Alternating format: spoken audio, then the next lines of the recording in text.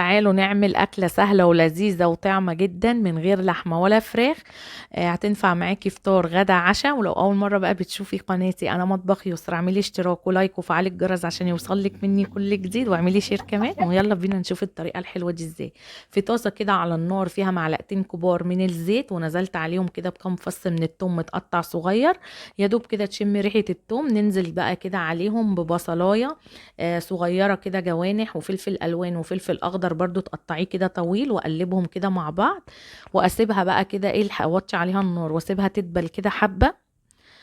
وبعد كده هنضيف هنا برضو طماطمايه كده بقطعاها برضو بالطول كده، وهديها تقليبة. وبعد كده هنزل بقى بالبهارات، ملح وفلفل اسود وكمون وكزبرة وبابريكا، وهقلبها وهوطي برضو عليها النار، تفضل وطي عليها لحد كده ما الطماطم وباقي الخضار برضو يتبالوا تاني معايا. بصوا دبلت كده وبقت بالشكل ده.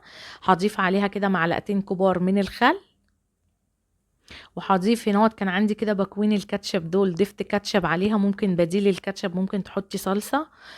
وكان عندي كده الصوص بتاع الهاينز اللي هو الحراق الحار، انا برضو حبيت ان انا هضيفه، عطاها طعم جميل جدا. بس انتي حابة تستغني عن الصوص الحار ده والكاتشب وعندك صلصة بس، تحطي كده معلقة صغيرة كده من الصلصة بس عليها.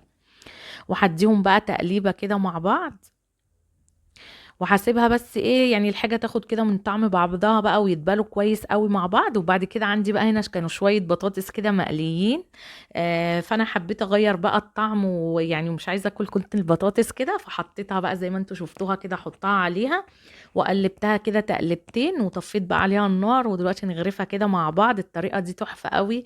يعني تغيري بقى لو البطاطس عندك كده مقليه وانتي راكنيها او حاجه كده، تجربي الطريقه دي معاكي حلوه قوي. ويا رب النهارده يكون بقى ايه كده الفيديو عجبكم. بصوا بقى الجمال بتاعها، بصراحة طعمها كان تحفة، جميلة جدا.